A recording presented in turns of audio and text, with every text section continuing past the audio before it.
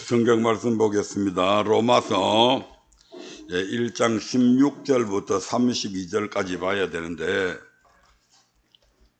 시간 관계상 16절부터 18절까지의 말씀만 보겠습니다. 내가 복음을 부끄러워하지 아니하노니 이 복음은 모든 믿는 자에게 구원을 주시는 하나님의 능력이 됨이라. 첫째는 유대인에게요 또한 헬라인에게로다. 복음에는 하나님의 의가 나타나서 믿음으로 믿음에 이르게 하나니 기록된 바 오직 의인은 믿음으로 말미암아 살리라 함과 같으니라. 하나님의 진노가 불의로 진리를 막는 사람들의 모든 경건치 않은가 불의 하늘로 쫓아 나타나나니. 아멘. 로마서 강의 두 번째 시간입니다. 지난 시간에 것을 잠깐 살펴보면 사도 바울은 하나님의 복음을 위해서 택정함을 입었는데 그 복음의 내용이 무엇인지 살펴봤더니 바로 그의 아들에 관하여 성경에 미리 기록한 내용들이었음을 봤습니다. 또한 이 복음에는 복음의 이중성이 있음을 봤습니다. 하나는 예수 그리스도의 피로 말미암아 우리를 구속하시는 그러한 예수 그리스도의 피로 말미암아 구원함을 받는 복음, 그 다음에 하나는 하나님의 말씀이라고 하는 복음이 있음을 살펴봤습니다. 사도 바울은 이 복음 안에서 늘 하나님을 섬겨왔습니다. 그래서 구약에서는 모세를 통해 주신 율법을 통해서 하나님을 섬겨왔고, 신약 시대에는 주님께서 주신 그 복음, 하나님의 말씀을 통해서 하나님을 섬겨왔는데, 따라서 율법이나 복음은 하나님을 섬기는 법이었다라고 하는 것까지 말씀을 드렸습니다. 그래서 율법과 복음은 같습니다. 오히려 신약 시대에 있어서 복음이 구약 시대의 모세를 통해서 주신 그 율법보다 더 세밀하게, 더 철저하게 마음으로까지, 구약 시대는 겉의 법, 외형적인 모습으로만 섬겨왔지만 신약 시대는 마음으로까지 하나님을 바로 섬겨야 될 것을 교훈해 주고 있음을 보게 됩니다. 그러면서 오늘 16절에 보니까 내가 복음을 부끄러워 아니하노니, 이 복음은 모든 믿는 자에게 구원을 주시는 하나님의 능력이 되기 때문이라고 말씀하고 있습니다. 예수 믿는 거 부끄러워하지 마시기 바랍니다. 어디에 갔든지 당당하게 내가 그리스도인됨을 자랑할 줄 아는 여러분들 되시길 바랍니다. 내가 복음을 부끄러워하지 아니한다. 왜냐하면 이 복음은 모든 믿는 자에게 구원을 주시는 하나님의 능력이 된다. 어떤 자에게요? 믿는 자에게. 이 말씀을 역으로 말씀하면 이 복음은 믿지 않는 자에게, 교회는 나오지만 하나님을 믿지 않는 자에게는 구원을 주시는 하나님의 능력으로 안임한다 이 말입니다. 복음이 하나님의 말씀이잖아요. 하나님이 우주와 만물을 무엇으로 만들었어요? 말씀으로 창조하셨잖아요. 그러니까 그 복음 안에는 엄청난 무한한 능력이 있는데 그 능력은 어떤 자들에게 나타나는가? 모든 믿는 자에게 구원을 주시는 하나님의 능력이 되는 겁니다. 고린도전서 1장 17절부터 18절에 보면 사도 바울은 이렇게 동일한 말씀들을 하고 있습니다. 18절만 보겠습니다. 고린도전서 1장 18절 시작. 십자가의 도가 멸망하는 자들에게는 미련한 것이요 구원을 얻는 우리에게는 하나님의 능력이다. 이 복음이나 십자가의 도는 동일한 말씀입니다. 표현만 달리했을 뿐이지 같은 말입니다. 멸망하는 자들은 십자가의 도, 즉 하나님을 섬기는 것이 미련하게 보인다. 에휴, 그렇게 꼭 살아야 돼? 그렇게 꼭 믿고 그렇게 살아야 돼. 그렇게 섬겨야 돼. 대강당해도 되잖아. 그래서 그들은 이런 말을 합니다. 말라기서 3장 13절부터 15절의 말씀을 한번 보겠습니다. 말라기서 3장 13절부터 15절입니다. 시작. 여호와가 이르노라. 너희가 완악한 말로 나를 대적하고도 이러기를 우리가 무슨 말로 주를 대적하였나이까 하는도다. 이는 너희가 말하기를 하나님을 섬기는 것이 헛되니 만군의 여호와 앞에 그 명령을 지키며 슬프게 행하는 것이 무엇이 유익하리요. 지금 우리는 교만한 자가 복되다 하며 악을 행하는 자가 창성하며 하나님을 시험하는 자가 화를 면한다 하노라 하미니라. 십자가의 도가 하나님을 섬기는 것이 하나님을 제대로 믿지 않는 자들에게는 그것이 헛되게 보인다 이 말입니다. 아니 하나님의 명령 하나님의 말씀대로 순종하면 복을 받는다고 해서 했더니 내가 복 받은 게 뭐가 있냐.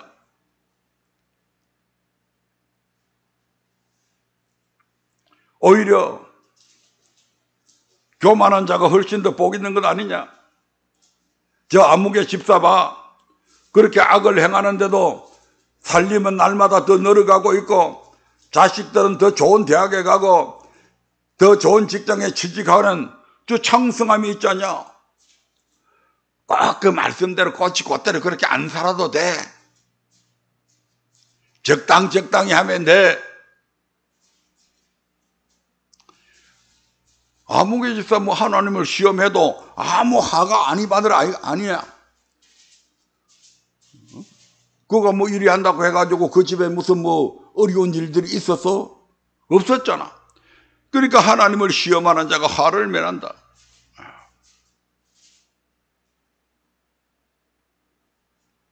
그러나 그 결과는 지옥이죠.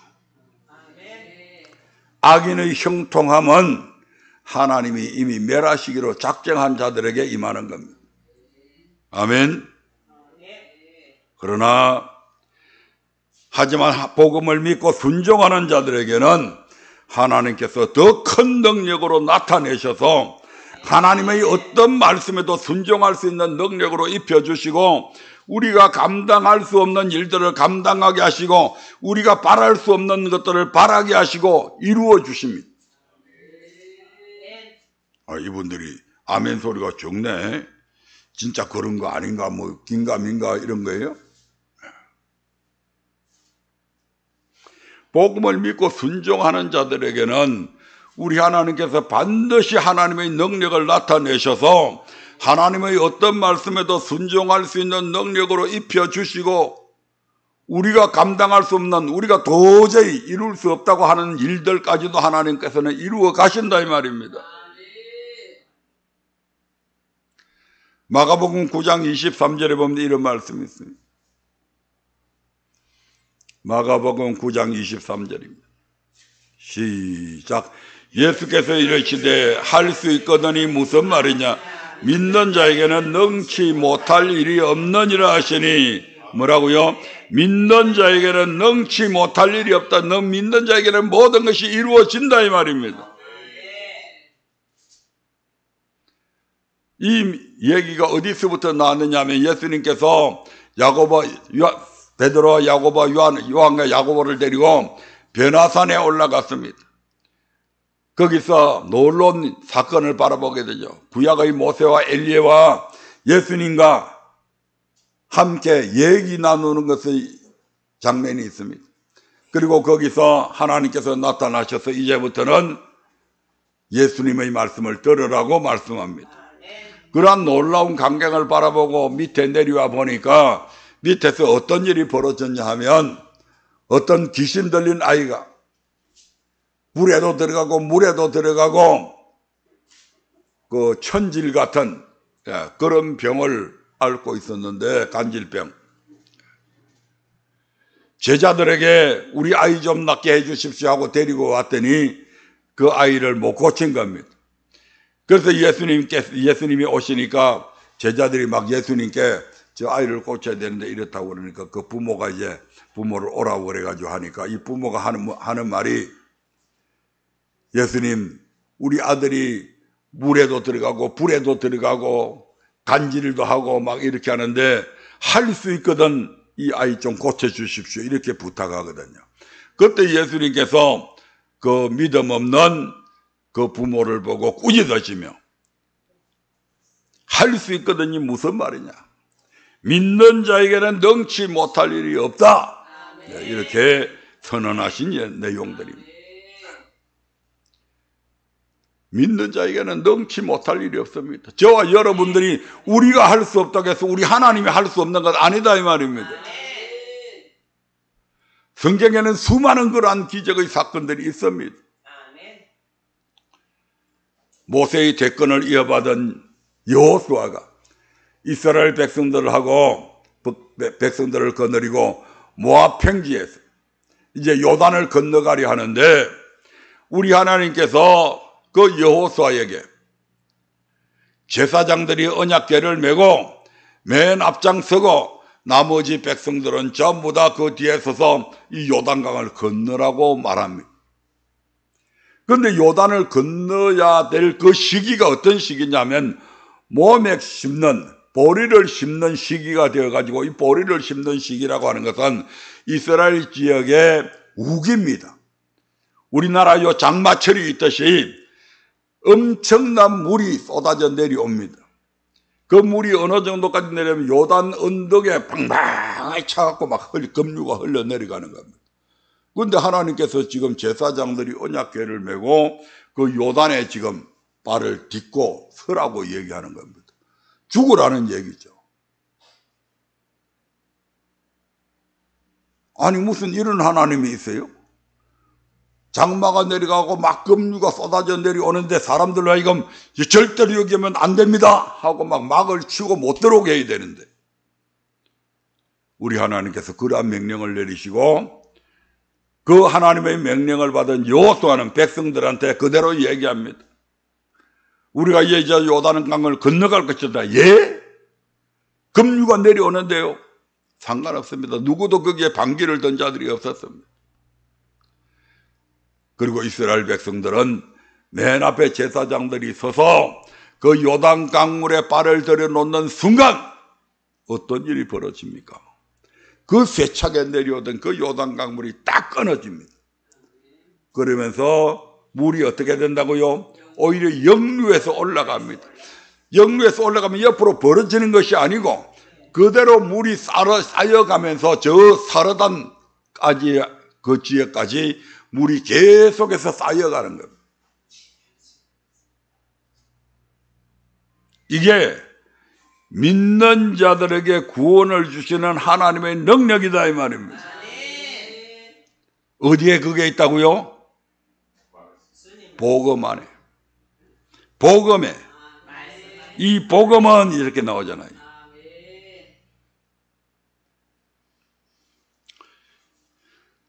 그 요단을 건넌 이스라엘 백성들에게 하나님은 길간에 이르렀을 때에 거기에서 너희들이 광야에서 40년 동안 모래밭에서 이렇게 뒹굴다 보니까 할례를 베풀지 못했는데 이제 여기서 할례를 베풀라고 그럽니다. 아니 거기서 지금 길갈에서 여리고성에서 보면 길갈의 그 모습들이 다 보입니다. 만약에 우리가 할례를 베풀고 있을 때에 여리고성 군사들이 쳐들어올 수 있습니다. 그러면 이스라엘 백성들은 꼼짝없이 다 죽습니다. 왜냐하면 할례를 받고 나면 남자들은 3, 4일 동안은 꼼짝도 못합니다. 그런데 하나님이 하라고 합니다. 그런데 믿음으로 그대로 하니까 여리고성 사람들이 단 한 명도 거기에 쳐들어오지 못합니다. 아마 그들도 그것을 봤을 겁니다. 그래서 그들이 왕에게 건의를 했을 겁니다. 저들이 지금 막 할례 받아가 저래가 있는데요. 쳐들어가십시다. 기회입니다. 그러나 아니야. 저들이 계략일 수 있어. 그들의 진짜 군사들은 숨겨놓고 일부분만 저렇게 하고 있으니까 함정이야. 누가 감히 우리 앞에 그렇게 할 수 있겠어? 우리가 보고 있는데. 아마 그런 작전들이, 그런 언론들이 있었을 수도 있습니다. 하지만 어찌됐든 하나님의 믿음으로 하나님의 말씀에 순종하니까 어떤 적군도 한 명도 이스라엘을 침공하지 못합니다. 또 어떤 일이 있습니까? 이제 여리고성을 점령해야 되는데 하나님께서 세상 어디에도 없는 병법, 세상 어디 어떤 전쟁사에도 없는 희한한 작전을 일러줍니다. 온 백성들이 제사장을 앞세우고 매일 한 번씩 여리고성을 돌아라. 엿새 동안 하루 한 바퀴씩 계속 돌아라. 7째 되는 날에는 7바퀴 돌아라.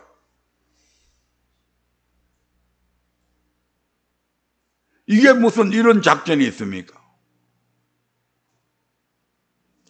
그런데 그들은 그 대신에 1절 너희들이 말하지 마라.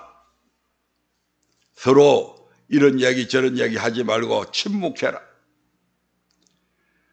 그래서 여리고성을 하루에 한 바퀴씩 엿새 동안 돌고 7일째 되는 날에는 그 여리고성을 7바퀴나 돌았습니다. 그런데 성은 여전히 기울어지지 아니하고 그대로 근저해가 있습니다.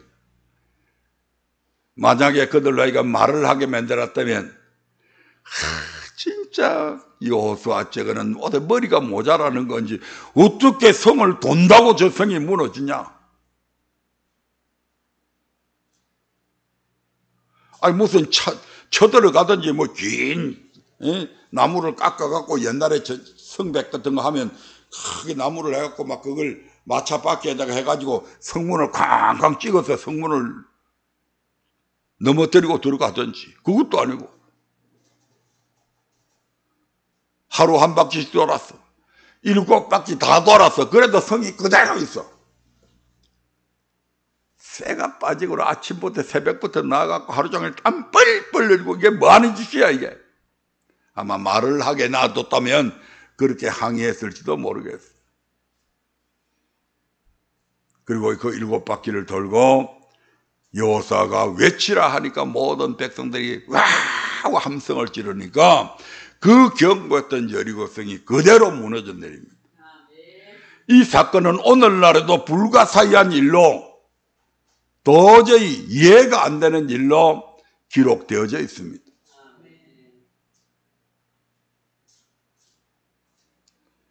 믿는 자에게는 구원을 베푸시는 하나님의 능력이 된다 이 말입니다. 뭐가요? 복음이, 하나님의 말씀이 이 말입니다.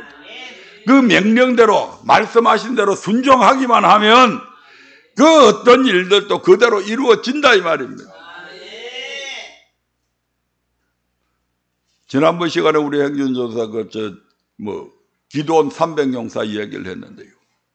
이것도 마찬가지입니다. 사사시대입니다. 미디안이 이스라엘을 점령해가지고 그 안에서 얼마나 고통당했는지 모릅니다. 그래서 백성들이 고통 속에서 부러지니까 하나님께서 기도원이라고 하는 사사를 세웁니다. 그래서 기도원이 이제 그 미디안 연합군들과 싸우기 위해서 군사를 모집하니까 군사가 한 3만 명 정도 모였습니다. 적군의 숫자가 얼마냐면 미디안과 그 연합군들의 숫자가 13만 5천 명이었습니다. 그런데 모집한 군사는 3만 명밖에 되지 않습니다. 그런데 하나님께서 야 기도원아 이 3만 명 많다. 3만 2천 명이가 될 겁니다. 이 3만 2천 명 많다. 만약에 이 3만 2천 명과 적들이 싸워서 이기면 너희들이 용맹해서 이겼다고 그럴 거 아니냐. 그러니까 이제 내 시키는 대로 해라.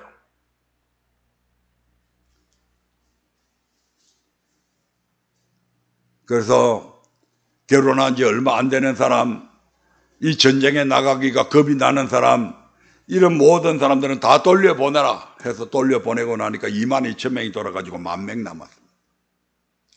그런데 하나님께서 10,000명하고 13만 5천 명이면 13대 1이잖아요. 그건 하나님이 많다고 그럽니다. 예? 10,000명밖에 안 되는데 이 10,000명이 싸워서 이기면 너희들이 응? 전술이 좋고 너희들이 칼을 잘 쓰고 이래서 너희들 자랑할 수 있으니까 여기서 또 돌려보내라. 어떻게 해요? 저 강가로 사람들을 데리고 가서 물을 마시는데 물을 고개를 쳐박고 물만 마시는 사람들은 다 돌려보내고 물을 손으로 떠서 입에 핥으면서 적군이 어떻게 하고 있는지 동태를 살피는 사람만 전쟁에 참가할 수 있다 해가지고 해보니까 겨우 300명 남았어요.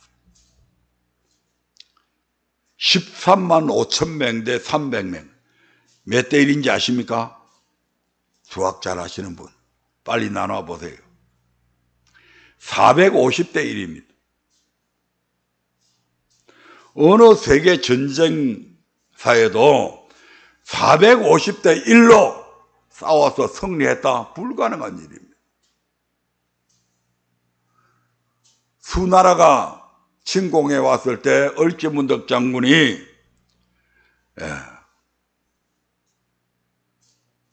그 엄청난 60만 대군입니까? 40만 대군을 물리쳤는데 그때에도 300명을 갖고 싸운 건 아닙니다.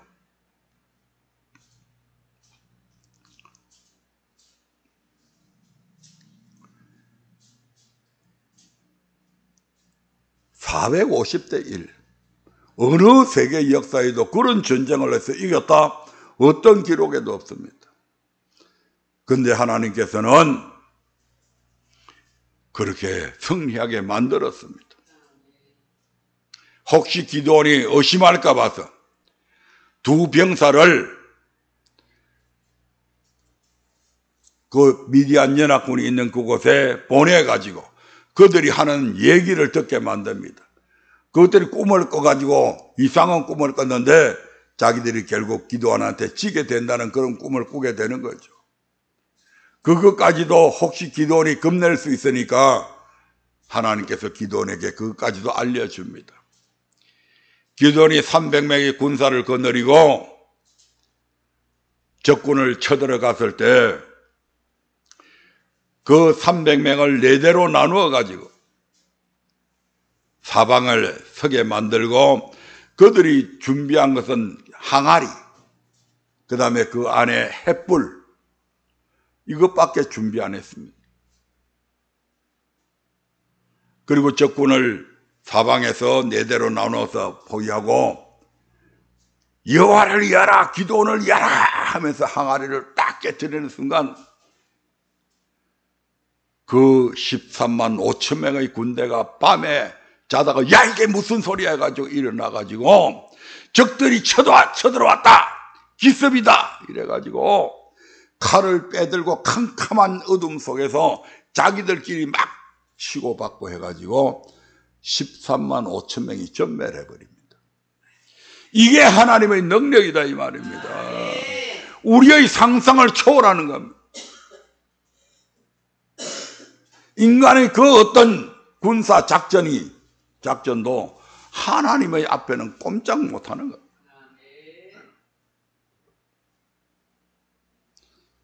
십자가의 도가 멸망하는 자들에게는 미련하게 보이지만 구원을 얻는 우리에게는 하나님의 능력이 된다. 이 복음은 모든 믿는 자에게 구원을 주시는 하나님의 능력이다.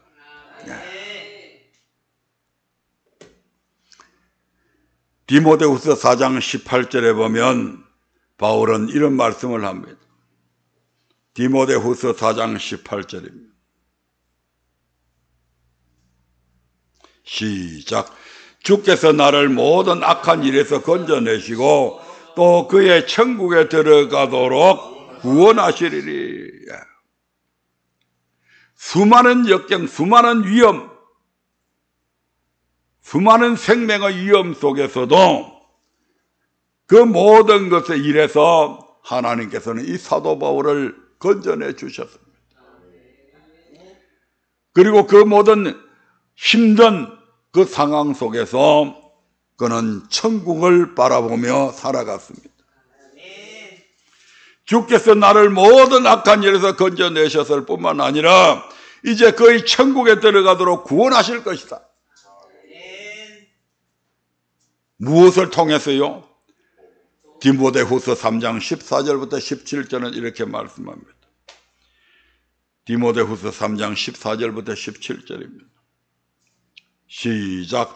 그러나 너는 배우고 확신한 일에 거하라. 네가 네게서 배운 것을 알며 또 네가 어려서부터 성경을 알았나니 성경은 능히 너로 하여금 그리스도 예수 안에 있는 믿음으로 말미암아 구원에 이르는 지혜가 있게 하느니라.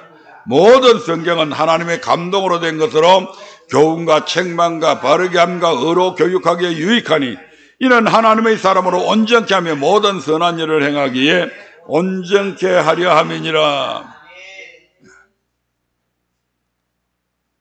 네가 어려서부터 성경을 알았다. 이 성경이 뭐예요? 하나님의 말씀이고 복음이죠. 이 성경은 구원에 이르는 지혜가 있게 한다. 어떤 어려움 속에서도 하나님의 구원을 받을 수 있는 능력으로 나타나게 만든다 이 말입니다. 성경은 능히 너로 하여금 그리스도 예수 안에 있는 믿음으로 말미암아 구원에 이르는 지혜가 있게 한다. 성경 부지런히 읽으세요. 여러분이 연구한다고 되는 게 아닙니다. 이미 하나님께서 성경에 그렇게 말씀하셨다 이 말입니다. 베드로전서 2장 2절 볼까요? 베드로전서 2장 2절입니다. 시작. 갓난 아이들 같이 순전하고 신령한 젖을 사모해라. 이런 이로 말미암아 너희로 구원에 이르도록 자라게 하려 함이니라. 복음, 성경, 순전하고 신령한 젖 다 똑같은 말씀입니다. 섞이지 아니한 하나님의 말씀 이 말입니다. 이 말씀을 사모해라. 왜 사모해야 되냐? 너희로 구원에 이르도록 자라게 한다. 뭐가? 복음이. 구원에 이르도록 자라게 해서 그 말씀대로 믿고 순종하는 자들에게 하나님의 능력을 경험하게 만든다 이 말입니다. 내가 복음을 부끄러워하지 않은 이 복음은 모든 믿는 자에게 구원을 주시는 하나님의 능력이 됩니다. 여러분은 엄청난 하나님의 능력이 되는 이 말씀을 맡은 자들이고 언제 어디서라도 볼 수 있는 성경이 여러분의 손에 들려 있음에 감사하시기를 바랍니다. 그리고 활용하시기를 바랍니다. 17절 봅니다. 17절. 로마서 1장 17절입니다. 시작. 복음에는 하나님의 의가 나타나서 믿음으로 믿음에 이르게 하나니 기록된 바 오직 의인은 믿음으로 말미암아 살리라 함과 같으니라. 복음에는 뭐가 나타났다고요? 하나님의 의가 나타나 있다. 복음에는 하나님의 의가 나타났는데 어떻게 나타났나? 믿음으로 믿음에 이르게 하는 것으로 나타납니다. 믿음으로 믿음에 이르게 한다. 이 말씀이 무슨 말씀이냐? 여기서 첫 번째 믿음은 예수님께서 살아계신 하나님의 아들 그리스도이심을 믿고 고백하는 믿음을 말합니다. 이 믿음은 하나님의 전적인 은혜로 말미암습니다. 이 믿음에 이르기 위해서 몇 가지 절차가 있습니다. 예를 들면 이스라엘 백성들이 이 믿음에 이르기 위해서 첫 번째로 어떤 일이 있었죠? 이스라엘 백성들에게 있어서 이 첫 번째 믿음에 이르기 위해서 어떤 절차가 있었냐고요? 첫째로 아브라함 때에 하나님의 택하심이 있었습니다. 두 번째로 뭐요? 유월절 어린 양의 피바름이 있었습니다. 출애굽기 12장에 나오죠. 출애굽기 13장에 무엇의 인도함을 받았다? 불, 구름, 기둥의 인도함을 받았다. 다 까먹었네 벌써.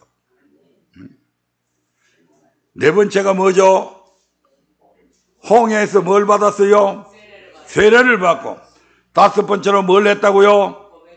여호와는 나의 힘이요 노래시며 나의 구원이시요 나의 하나님이시다. 여호와는 나의 구원이시고 나의 하나님이시다. 이 고백을 통해서 이 첫 번째 믿음이 완성이 되어지는 거잖아요. 이 고백하기까지 이스라엘 백성들이 뭘 했어요? 아무것도 안 했죠. 전적인 하나님의 은혜였다 이 말입니다. 그래서 첫째 뭐가 있었다고요? 택함이 있었고, 두 번째 뭐가 있었다고요? 예, 피바람이 있었고, 세 번째 뭐가 있었다고요? 불 기둥과 구름 기둥으로 인도함을 받았고, 네 번째가 뭐가 있었다고요? 세례가 있었고, 다섯 번째는 뭐가 있었다? 고백함이 있었다. 그래서 이 믿음, 첫 번째 믿음이 완성이 되는 겁니다. 신약시대에 우리를 볼까요? 우리에게는 어떤 절차가 있었어요? 첫 번째로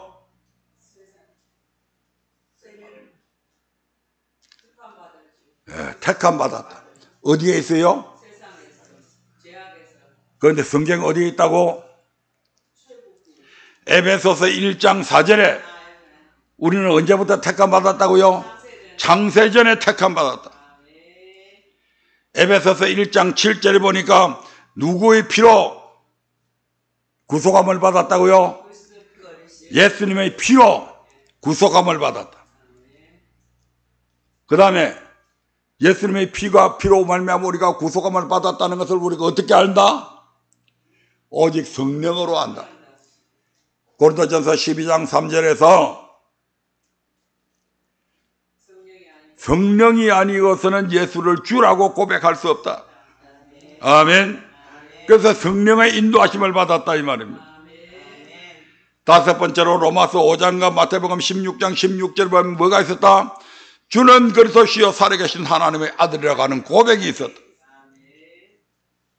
그 고백한 자들에게 죄에서 구원받았다고 하는 표로 뭘 준다고요? 세례를 줍니다. 베드로전서 3장 21절에 나오는 말씀이죠. 그러니까 이 말씀들을 보면 구약과 신약이 이 첫 번째 믿음에 도달하는 그 절차가 똑같다 이 말입니다. 첫째 뭐가 있어야 된다? 택함이 있어야 되고, 두 번째 뭐가 있어야 된다? 피바람이 있어야 되고, 세 번째 뭐가 있어야 된다? 예, 성령의 인도하심이 있어야 된다. 네 번째 뭐가 있어야 된다? 예, 고백이 있어야 된다. 다섯 번째가 신약시대인, 이제 구약시대하고 이건 조금 이제 순서가 바뀌었습니다. 신약시대에서는 이 고백한 자들에게 너는 이제 죄에서 구원받았어 라는 정표로 뭘 준다고요? 세례를 베푼다 이 말이에요.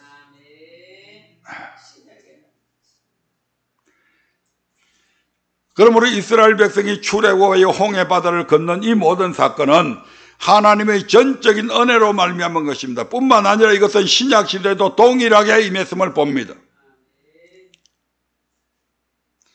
이러한 하나님의 전적인 은혜로 예수 믿고 구원받은 의인들은 이제는 그 자리에 머물지 말고 어디로 나가야 된다? 두 번째 믿음에까지 이르러야 된다 이 말입니다. 그것이 바로 예수님께서 생명의 떡, 곧 생명의 말씀임을 믿고 순종하는 믿음, 곧 영혼 구원에 이르는 믿음이 된다 이 말입니다. 이해가 되세요? 자, 첫 번째 믿음이 없이 두 번째 믿음의 단계로 뛰어오를 수 있을까요? 불가능합니다. 왜 불가능할까요? 자, 이스라엘 백성들이 애굽의 노예로 살고 있죠. 그 노예의 상태에서 그들에게 하나님의 말씀을 주면 순종할 수 있을까요? 만약에 이스라엘 백성들이 애굽에 있는 상태에서 하나님께서 시내산에서 주신 그 율법의 말씀을 주면 이스라엘 백성들이 순종할 수 있냐고요? 하나님 외에 다른 신 못 섬기? 그들은 지금 애굽에 있으면서 애굽의 신들을 섬기잖아요. 하나님도 섬기지만 하나님은 자기들 조상 대대로부터 들어왔던 게 머릿속에 어렴풋이 남아있지만 그 우상의 신전을 이스라엘 백성들이 다 지었단 말이에요. 백돌 만들어서. 그런데 거기에서 이제부터는 우리는 이 태양신 섬기는 것이 아니고 우리 하나님 여호와를 섬길래 그렇게 할 수 있어요? 나를 위하여 새긴 우상을 만들지 말고 하늘에 있는 것이나 아래로 땅에 있는 것이나 땅 안에 물속에 있는 것의 어떤 행상도 만들지 말고 그것들에게 절하지 말며 그것들을 섬기지 말라. 그래 안 할 수 있어요? 피라미드 지어야 되죠. 그들은 노예들인데. 그러니까 애굽에 있는 상태에서는 절대로 하나님의 말씀을 줘도 지킬 수 없다 이 말입니다.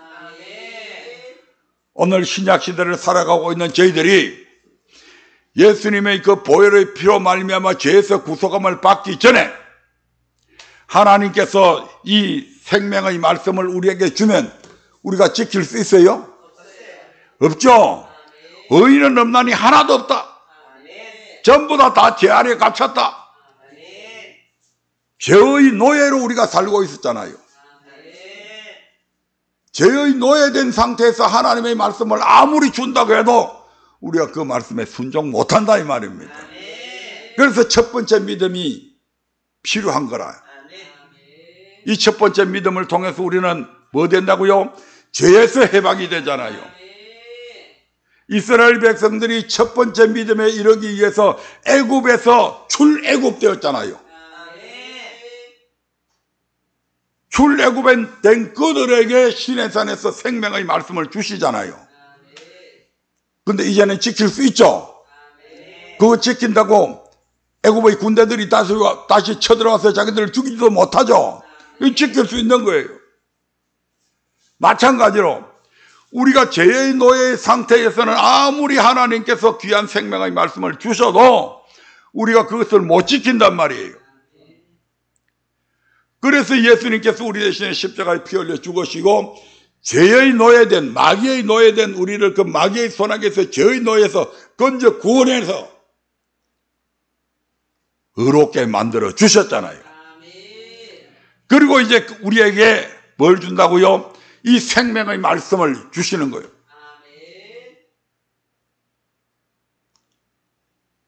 이제는 우리가 이 말씀들을 지킨다고 해서 마귀가 우리를 어떻게 해코지할 수 있어요? 못하죠. 간섭 못합니다.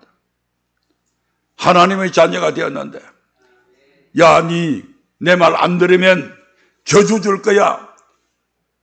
네 집안에 애군이 있게 될 거야. 마귀가 위협 못하죠. 만약에 위협한다면 당장에 예수님 이름으로 물리칠 수 있는 권세도 주셨죠.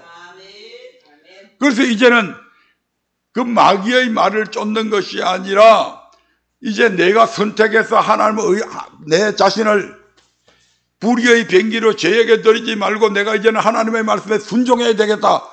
그렇게 마음 먹고 순종하면 순종하게 된다 이 말입니다. 지금 그걸 얘기하는 거잖아요. 복음에는 하나님의 의가 나타났다. 어떻게? 믿음으로 믿음에 이르게 하는 방법으로 나타났다. 전에는 불가능했던 일이죠. 근데 예수님께서 우리를 위해서 십자가에 못 박혀 죽어주시고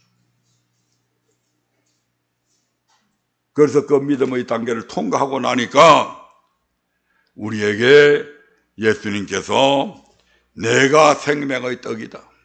이제 내가 생명의 말씀이다. 그래서 내가 생명의 말씀을 믿고 순종하는 자들은 영생을 가졌다고 말씀하는 거잖아요. 요한복음 6장 47절 48절 보면 요한복음 6장 47절 48절 시작. 진실로 진실로 너희에게 이르노니 믿는 자는 영생을 가졌나니 내가 곧 생명의 떡이로다. 아멘. 여기서 믿는 자는 예수가 생명의 떡임을 믿는 자를 얘기하는 거죠. 예수님이 생명의 떡, 생명의 말씀을 믿는 자는, 즉 그 말씀에 순종하는 자들은 뭘 가졌다고요? 영생을 가진 자들. 이게 두 번째 믿음이란 말이에요. 아멘. 첫 번째 믿음은 예수님이 나의 구원자가 되시고 그분은 하나님의 아들이시라고 한 것을 믿음으로 말미암아 죄에서 구원받은 것이고, 죄에서 구원받은 자들에게 하나님께서 생명의 말씀을 주시는데 그 생명의 말씀이 바로 예수님이고, 그 예수님이 생명의 말씀을 믿는 자들에게는 영생을 가지는 은혜를 주신 것입니다. 빌립보서 2장 12절의 말씀 한번 볼까요? 빌립보서 2장 12절입니다. 같이 읽어봅니다. 시작. 그러므로 나의 사랑하는 자들아, 너희가 나 있을 때뿐 아니라 더욱 지금 나 없을 때에도 항상 복종하여 두렵고 떨림으로 너희 구원을 이루라. 첫 번째 믿음으로 구원이 완성되었다고 하는 자들은 새빨간 거짓말하는 자들입니다. 아멘. 오늘 로마서에서도 하나님의 의가 어떻게 나타났다고요? 믿음으로 믿음에 이르게 나타났다. 첫 번째 믿음, 주가 그리스도시여 살아계신 하나님의 아들입니다라고 하는 그 고백의 믿음에서 뭐하는 믿음으로? 예수가 생명의 말씀을 믿고 그 말씀에 순종하는 믿음으로 나 이르러야 된다 이 말입니다. 그게 하나님의 의다 이 말입니다. 그것을 빌립보서 2장 12절에서는 그 하나님의 말씀에 항상 복종해라. 그래서 두렵고 떨림으로 너희 구원을 이루라. 항상 복종해야 무엇에 복종한다고요? 16절에 보면 생명의 말씀에 복종해라 이렇게 돼요. 아멘. 자, 1장 16절, 로마서 1장 16절, 1장 17절까지 했습니다. 자, 1장 18절 봅니다. 시작. 하나님의 진노가 불의로 진리를 막는 사람들의 모든 경건치 않음과 불의에 대하여 하늘로 쫓아나나니. 아멘. 여기 앞에는 복음이라고 하는 말이 생략되었다고 보면 됩니다. 복음에는 하나님의 의가 나타났죠. 17절에 보니까. 18절에는 보니까 복음에는 하나님의 뭐가 나타난다고요? 진노가 나타난다. 하나님의 의가 나타나기도 하지만 복음 안에는 하나님의 진노가 나타난다. 18절 그래서 다시 한번 더 읽어보겠습니다. 그걸 대비해서 보면서 시작. 하나님의 진노가 불의로 진리를 막는 사람들의 모든 경건치 않은가 불의에 대하여 하늘로 쫓아나나니. 그 하나님의 진노 앞에 복음에는 이렇게 붙여서 읽어봅시다. 시작. 복음에는 하나님의 진노가 불의로 진리를 막는 사람들의 모든 경건치 않은가 불의에 대하여 하늘로 쫓아 나타나나니. 아멘. 여러분들 그 로마서 1장 18절에 보면 옆에 빨간 글씨로 계시록 14장 17절부터 20절, 15장 1절, 5절부터 8절, 16장 이렇게 나와 있죠. 여기에 하나님의 진노가 그대로 기록이 되어 있습니다. 16장은 너무 기니까 제껴놓고 잠깐 한번 읽고 넘어가겠습니다. 계시록 14장 17절부터 20절입니다.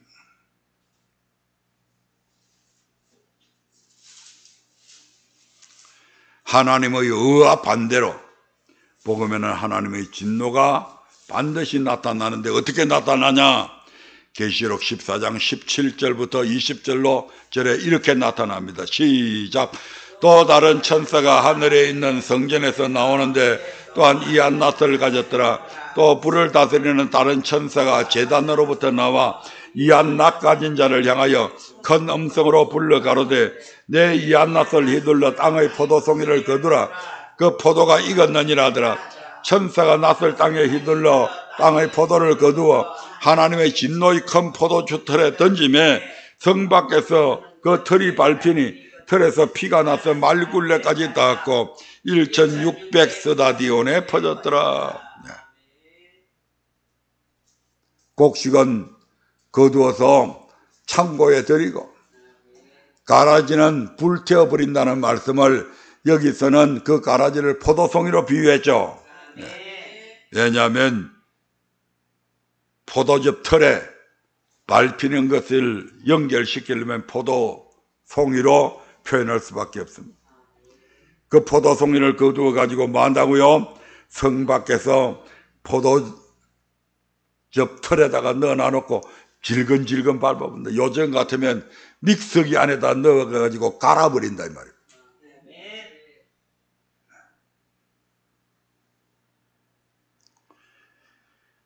15장 1절 한번 볼까요? 15장 1절. 또 하늘에 크고 이상한 다른 이적을 보매 7 천사가 7 재앙을 가졌으니 곧 마지막 재앙이라 하나님의 진노가 이것으로 마치리로다. 아멘. 5절부터 8절 봅니다. 시작. 또 2일 후에 내가 보니 하늘에 정거 장막의 성전이 열리며 7 재앙을 가진 7 천사가 성전으로부터 나와 맑고 빛난 세마포 옷을 입고 가슴에 금띠를 띠고 내 생밀 중에 하나가 세세에 계신 하나님의 진노를 가득히 담은 금 대접 7을 그 7 천사에게 주니 하나님의 영광과 능력을 인하여 성전에 연기가 차게 되며 7 천사의 7 재앙이 마치기까지는 성전에 능히 들어갈 자가 없다. 그러면서 이제 계시록 16장을 들어가면 첫째 대접을 보니까 이런 재앙, 둘째 대접, 셋째 대접 이렇게 해서 마지막 대접을 땅에 쏟을 때에 온 지구는 불같이 타서 없어져 버리고 이제 그 마지막이 됩니다. 그것으로서 하나님의 진노가 나타나게 된다 이 말입니다. 그럼 어떤 사람들이 이 진노에 어떤 사람들에게 이와 같은 진노가 나타나나? 다시 로마서 1장 18절 19절 봅니다.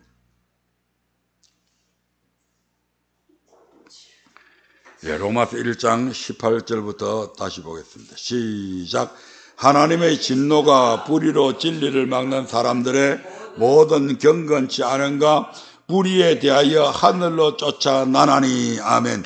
그 불의로 진리를 막는 사람들의 모습이 어떠한지 지금 19절부터 32절까지 그대로 보여줍니다. 이런 자들이 불의로 진리를 막는 자들이다 이 말입니다. 한번 천천히 읽어볼까요? 그냥 읽겠습니다. 읽고 마치겠습니다. 시작. 이는 하나님을 19절부터 시작. 이는 하나님을 알만한 것이 저희 속에 보임이라 하나님께서 이를 저희에게 보이셨느니라.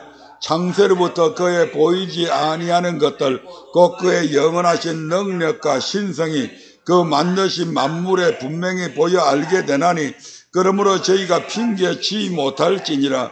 하나님을 알되 하나님으로 영화롭게도 아니하며 감사치도 아니하고 오히려 그 생각이 허망하여지며 미련한 마음이 어두워졌나니 스스로 지혜 있다 하나 우준하게 되어 썩어지지 아니하는 하나님의 영광을 썩어질 사랑과 검수와 버러지 형상의 우상으로 바꾸었느니라. 일단 거기까지만 봅니다. 이 사람들이 하나님을 전혀 모르느냐? 아니다 이 말이죠. 왜냐하면 하나님께서 이미 하나님을 알만한 것을 보여주셨다 이 말입니다. 하나님이 이를 저희에게 보이셨다고 말씀하잖아요. 무엇을 통해서? 자연을 통해서 보여주셨다 이 말입니다. 자연을 통해서 보여주셨다. 아침에 해가 뜨고 지고 다시 뜨고 지고 그렇게 하나님이 그 모든 것을 운행하고 계심을 보여주셨음에도 불구하고 엉뚱한 생각을 하는 거예요. 아, 윤회되는구나. 그래서 엉뚱하게 윤회설을 주장하고 우리가 죽고 나면 우리가 선한 일을 하면 개 돼지로 태어나지 아니하고 사람으로 태어나고 양반 가문에 태어나고 못된 짓을 하면 개 돼지로 태어난다. 그 개 돼지가 다시 개로서 개가 충실하게 주인을 잘 섬기고 그러면 그 개 돼지가 다시 태어날 때는 또 사람으로 태어나는 거예요. 이런 이상한 것들을 주장했다 이 말이에요. 수많은 해와 달과 별들을 보면서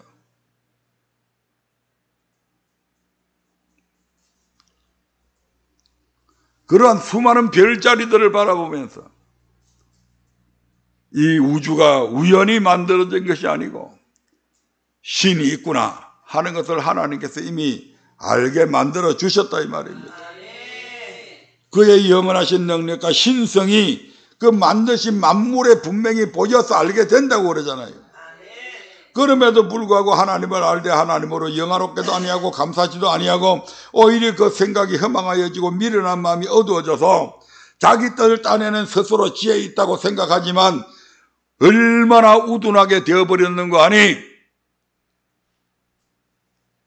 썩어지지 아니하는 하나님의 영광을 썩어질 사랑과 검수와 버러지 형상의 우상으로 만들어버렸다.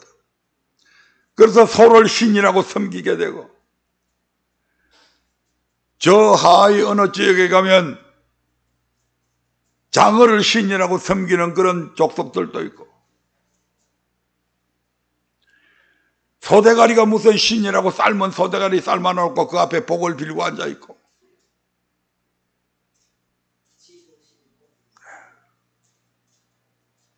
길을 섬기는 사람들도 있고 생각이 얼마나 우둔하게 되어버렸냐 이 말입니다. 만물의 영장으로 만들어 사람을 만들어놨는데 그 사람을 만물의 영장으로 만든 그 사람이 그것들을 다 정복하고 다스리고 해야 될 그 사람들이 오히려 다스려야 될 그것들을 신이라고 섬기고 앉아있고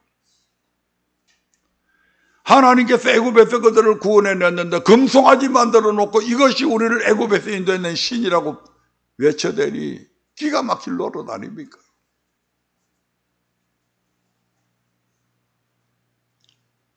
그러니까 하나님께서 노발대발하는 거죠. 이제. 이것들 진짜 내가 이것들을 가르쳐야 돼? 24절부터 봅니다. 그래서 더러움에 내버려둬버립니다. 방관하는 거죠. 24절부터 시작.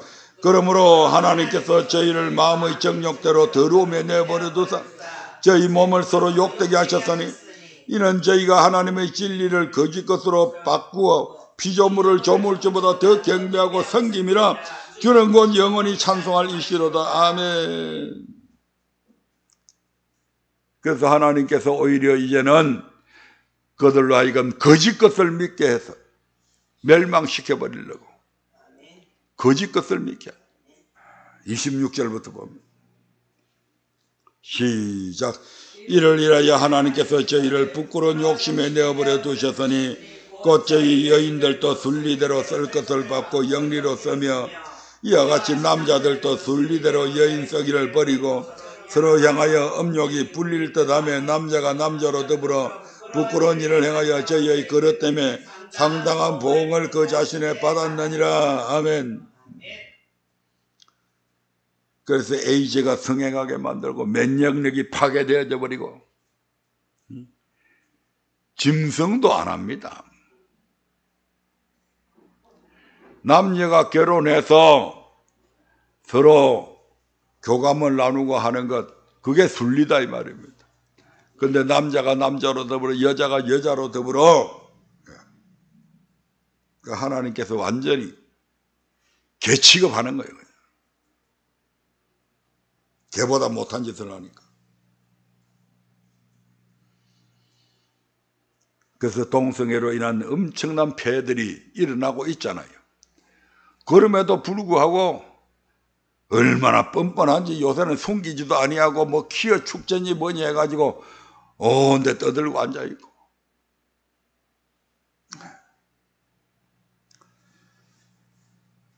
28절부터 마지막까지 보고 마치겠습니다. 시작.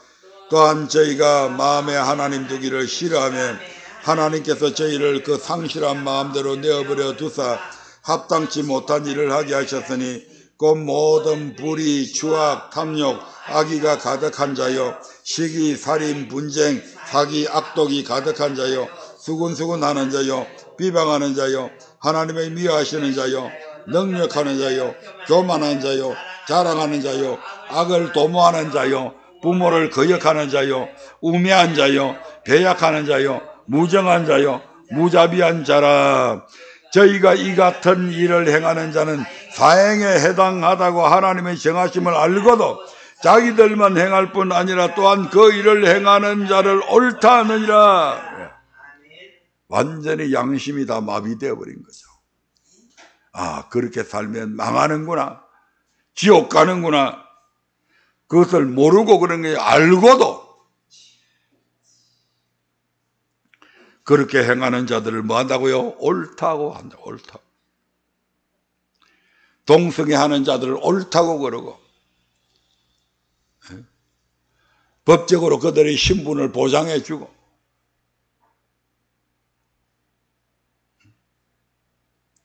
지집 새끼가 그리하면 그걸 옳다고 선고할 건가?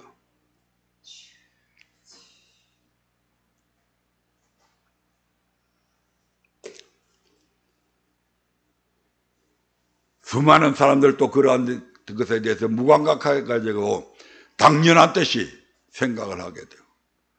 그래서 저 유럽의, 영국의, 프랑스의 수많은 기독교 국가들이 지금 다 망해가고 있잖아요.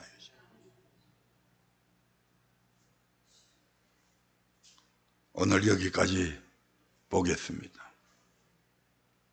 복음은 모든 믿는 자에게 구원을 주시는 하나님의 능력이 된다. 복음 안에는 뭐가 나타난다? 하나님의 의가 나타나서 믿음으로 믿음에 이르게 했다. 또한 그 복음에는 하나님의 의만 나타나는 것이 아니고 하나님의 의가 아닌 불의한 일을 행할 때는 반드시 하나님의 진노가 나타난다. 이 말씀을 꼭 기억하셔서